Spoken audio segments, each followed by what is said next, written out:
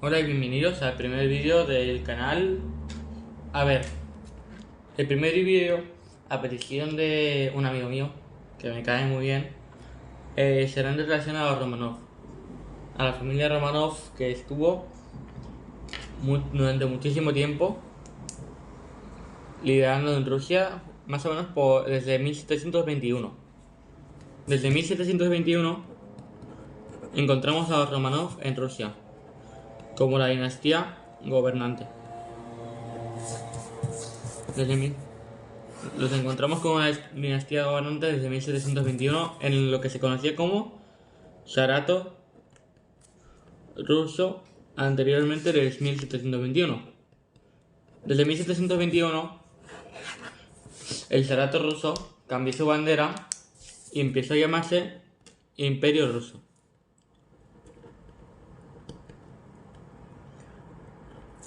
Hablaré de varios Romanov en este vídeo, pero sobre todo me centraré en su historia del siglo XX, su caída y el ascenso de la Unión Soviética. Vale, ¿por qué no empezamos?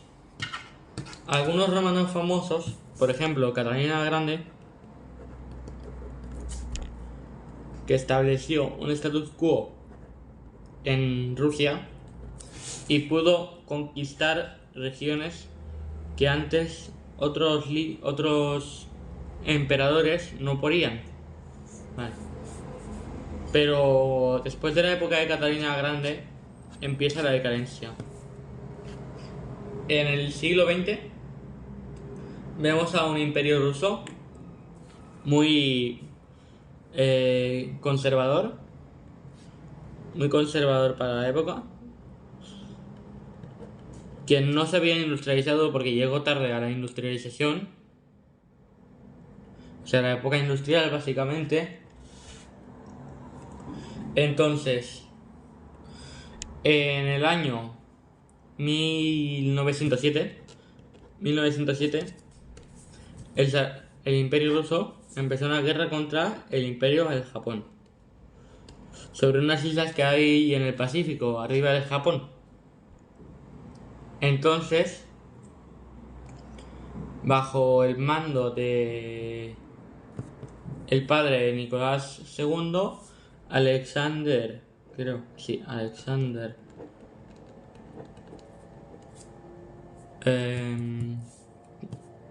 séptimo,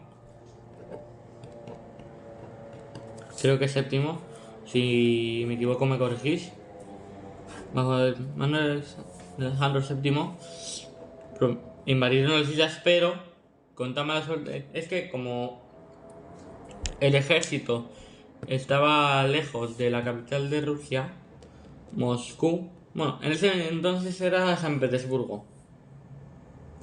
San Petersburgo estaba lejos de ahí, el ejército tuvo que dar toda la vuelta por Rusia, por arriba, hasta llegar a Japón. Lo cual ya era demasiado tarde, porque ya habían tomado control de las islas los japoneses. Entonces Rusia se vio obligada a firmar un tratado en el que perdía la posesión de esas islas, básicamente. Vale. Llegamos a 1914. Aquí es donde se desencadena todo.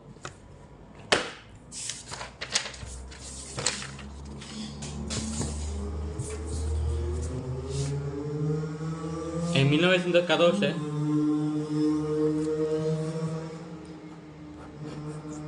estalla la Primera Guerra Mundial.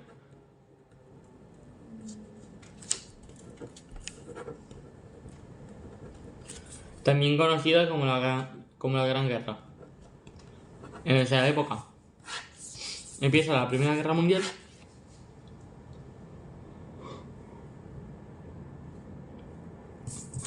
y podemos dividir unos dos bandos. Bueno, primero voy a dar un poco de contexto de cómo empezó la Primera Guerra Mundial. Hace poco tiempo, el Principado de Serbia se había liberado del control del Imperio Otomano. Entonces, en Bosnia, una región autónoma que era parte del Imperio Austrohúngaro, había una variedad grande de serbobosnios. Entonces, un día, un nacionalista serbo-bosnio llamado Gavrilo Princip le disparó al actual heredero del Imperio Austrohúngaro. Y ahí es donde se encadenó todo. El Imperio Austrohúngaro, tipo que acusó a Serbia, al Principado de Serbia, de ser el causante. Y directamente el Principado de Serbia desmintió que fueron los causantes, y el Imperio Austrohúngaro demandó una serie de cosas imposibles para Serbia de conseguir o se declararía la guerra. Vale, y aquí es donde empieza lo interesante. Entonces, Serbia rechazó esas cosas, obviamente, y Austria-Hungría le declaró la guerra a Serbia, poniendo a Austria-Hungría y a Serbia en una misma guerra. Rusia salió en apoyo de Serbia, aunque tuvieron una situación muy pobre. El Imperio Ruso. Va. De ahí entró Alemania a la guerra. El Imperio Alemán en ese entonces, que era bastante poderoso, era una potencia muy poderosa en el mundo geopolítico. Vale, ya que entró Alemania, también entró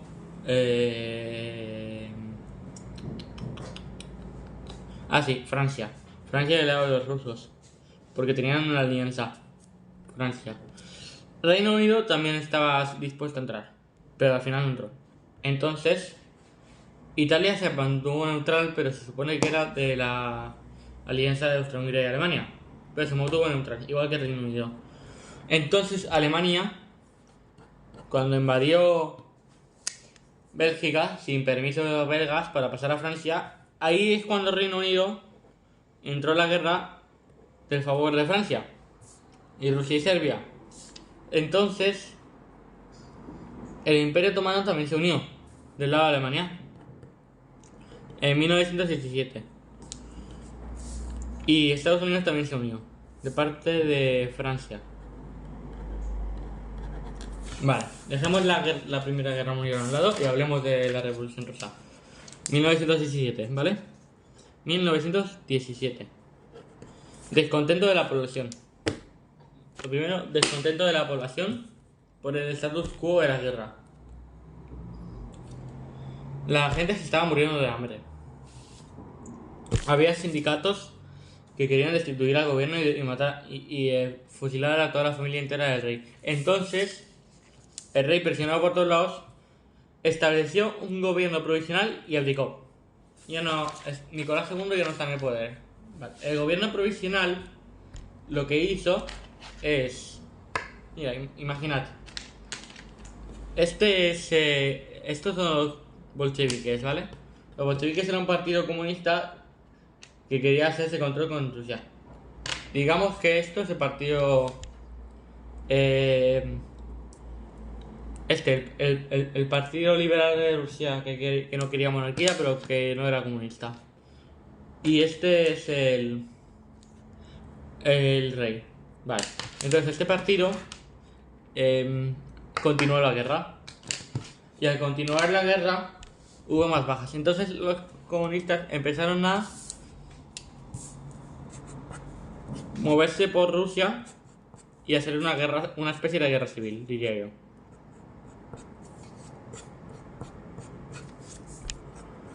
Dato curioso, el hijo de Nicolás II tenía hemofilia. Vale. Alexander. Entonces, se empezaron a movilizar por Rusia hasta que llegaron a capturar a Romanov. El gobierno provisional intentó negociar con él, pero los rusos, los bolcheviques, mataron a Romanov. Los fusilaron a todos en una misma noche en un sitio. Entonces al final el cuerpo de los Romanov fue enterrado y los comunistas tomaron control sobre Rusia. Y esa es toda la historia de los Romanov. Vale. Igualmente, gracias por ver el vídeo y hasta la próxima.